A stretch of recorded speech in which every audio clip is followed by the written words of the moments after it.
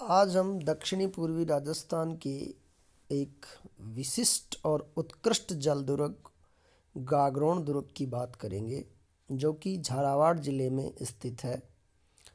गागरोन के दुर्ग की हम बात करें तो ये राजस्थान के दक्षिणी पूर्वी राजस्थान में स्थित दुर्गों में सबसे प्राचीन और विकट दुर्गों में से एक है। इसे डोडगढ़ और धूलरगढ़ के नाम से भी जाना जाता है। ये एक जल दुर्ग है, अर्थात ओदुक दुर्ग की श्रेणी में शामिल राजस्थान के जितने भी दुर्ग हैं उनमें ओदुक दुर्गों का सिरमौर और जल दुर्गों में उत्कृष्ट दुर्ग है। ये झालावाड़ ज़िले में चंबल बेसिन में काली सिंध और उसकी सहायक आहू नदी के संगम पर स्थित है।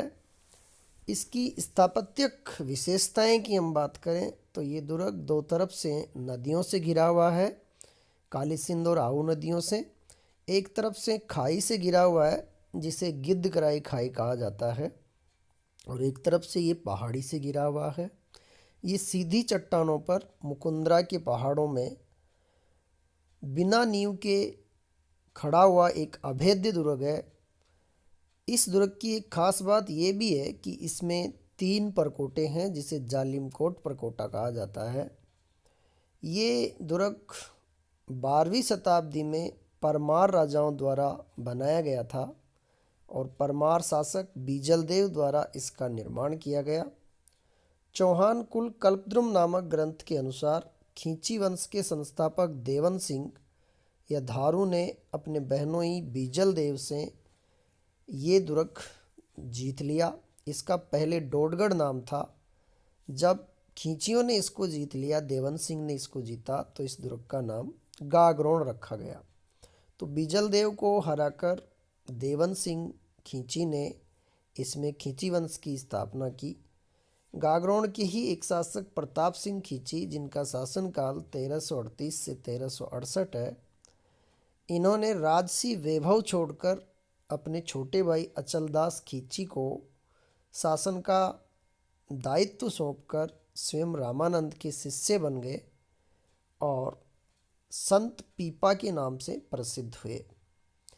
यद्यपि संत पीपा का मंदिर समदड़ी बाड़मेर में है, लेकिन गागरोन दुर्ग में भी संत पीपा की स्मारक के रूप में एक छतरी बनी हुई है। ये गागरोन का किला न केवल स्थापत्य कला की दृष्टि से अपना विशिष्ट स्थान रखता है, बल्कि इतिहास में अपनी वीरता, शौर्य और बलिदान के लिए भी जाना जाता है। गागरोन दुर्ग पर 2 बाहरी आक्रमणों का हम उल्लेख करेंगे। जब गागरोन के शासकों ने बाहरी आक्रमणकारियों से लड़ते हुए अपना सर्वस्व बलिदान किया।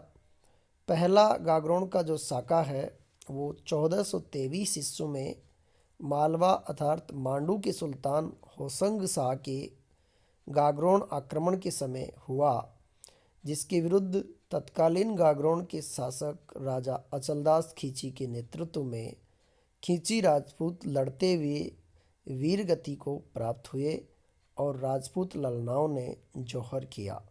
इस प्रकार मालवा के सुल्तान के विरुद्ध अपनी मर्यादा की रक्षा करने के लिए राजपूतों ने केसरिया धारण किया और राजपूत वीरांगनाओं ने जौहर किया।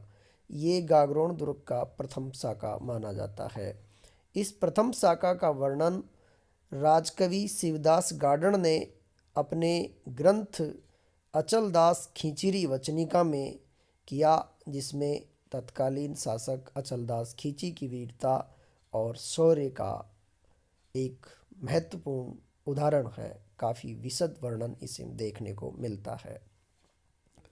गागरोन दुर्ग का दूसरा साका मालवा के ही सुल्तान महमूद खिलजी के 1444 ईस्वी में गागरोन पर आक्रमण के समय तत्कालीन गागरोन शासक पालन सिंह खींची, जो कि अचलदास खींची के पुत्र थे, उनके शासनकाल में हुआ। इस आक्रमण के समय राजपूतों ने धीरा अर्थात धीरज देव के नेतृत्व में केसरिया धारण किया और राजपूत वीरांगनाओं ने जौहर किया। इस समय महमूद खिलजी ने गागरोन दुर्ग जीतकर उसका नाम मुस्तफाबाद रख दिया। बाद में मुगल बादशाह अकबर ने गागरोन का दुर्ग बीकानेर के शासक कल्याणमल के पुत्र पृथ्वीराज राठौड़, जो कि इतिहास में डिंगल का हैरोस के रूप में प्रसिद्ध है, एक प्रसिद्ध कवि और कृष्ण भक्त थे, उनको ये दुर्ग मुगल बादशाह अकबर ने जागीर के रूप में प्रदान किया। पृथ्वीराज ने अपना महत्वपूर्ण ग्रंथ बैली कृष्ण रुक्मिणी की रचना भी गागरोन दुर्ग में रहकर ही की। गागरोन दुर्ग में कुछ प्रमुख दर्शनीय स्थल है, जैसे संत पीपाजी की छतरी, मीठे शाह की दरगाह, जो कि सूफी संत हमीदुद्दीन चिश्ती की दरगाह मानी जाती है। जालिमकोट परकोटा, इस दुर्ग में 3 परकोटे हैं जिनको संयुक्त रूप से जालिमकोट परकोटा कहा जाता है। इस दुर्ग को यूनेस्को द्वारा 21 जून 2013 को विश्व धरोहर सूची में शामिल किया गया। इस प्रकार राजस्थान के 6 दुर्ग जो विश्व धरोहर सूची में शामिल है, उनमें से गागरोन का दुर्ग भी एक दुर्ग है। तो गागरोन का दुर्ग एक जल दुर्ग है और जल दुर्गों में भी सबसे सर्वश्रेष्ठ दुर्ग